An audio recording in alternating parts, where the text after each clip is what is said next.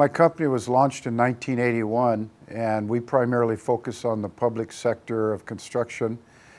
We do hospitals, schools, fire stations, pretty much anything that's in the realm of public funding.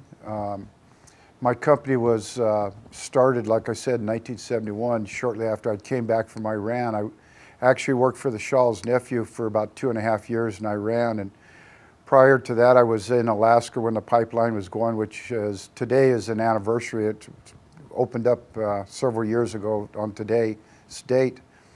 The purpose of opening the company was to establish a bridge between a small company and the mega large companies. And at the time I started it, I had known, I felt because I was a journeyman carpenter and had traveled quite a bit extensively around the world that I had a lot of knowledge of business, and I found out very quickly that it's not just being a craftsman. You have to learn about banking and employees and various things along those natures. So it's a learning experience every step of the way. Basically, what inspired me was I wanted the ability or the flexibility and I had a desire to build buildings, build structures, and out of that I wanted to have the ability of having flexibility on who controlled my life. And at the end of the day, I wanted to be able to say I gave back to the community, but at the same time I enhanced my living by doing something I love to do. Our company, we recently had downsized tremendously because I anticipated the turn of the economy, the way it's turned. I kind of anticipated that, so we've went from roughly 250 employees down to about 30. I'm hoping in the next year or two we'll get the indication that this economy is going to turn around and that we'll be able to go back up to about 250 employees.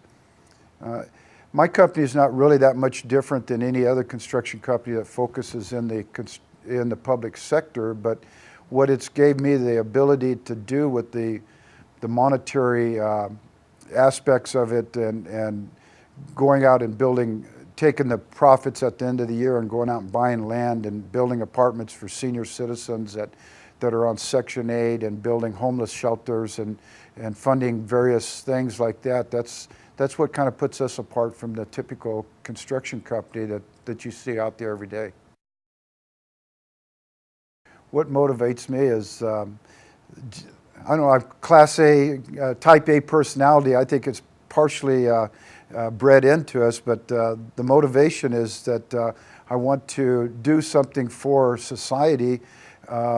I come from a very humble background, and when I say humble background, my parents were actually viscerals that worked out in the fields, and I've seen what they went through to keep a family together. And after 60 years of all of us kids growing up and not getting in any trouble and just making a good life for people, they motivate me to want to be a better person just all in general.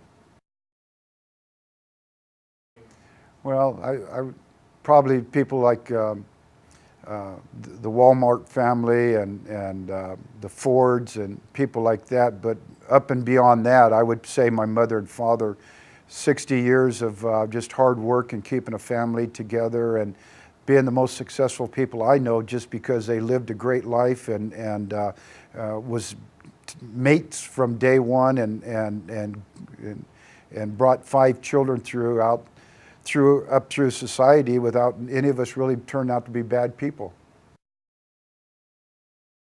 The sacrifices, it's basically what everybody looks at when you're an entrepreneur or somebody starting out in business.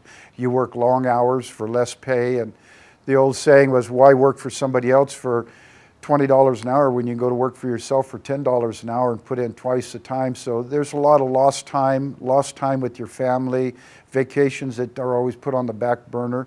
For the first 11 years I was in business, I worked 7 days a week, and you kind of get to the point that you think that you're violating your customers or taking something away from your customers if you're not working 7 days a week. But it's a great life. Success, every day I wake up, my heart's beating, and things can only look up from there. Success is what you can give back to the community, and be a good person just in general. Just when I walk out that door right now, if there's somebody that I can help them. That was quite impressive. When I came on campus, I asked 2 different people, and they were all excited about helping me find my way here. Well, that's what life really does for me, and I want to be that person that can help somebody else. Never give up. Never say don't. Think outside the box. Don't let anybody say that it's too hard, that it can't be done. I started my company with $1,000. The bank wouldn't loan me no money. I didn't know what a financial statement was. I didn't know what any type of scheduling was about.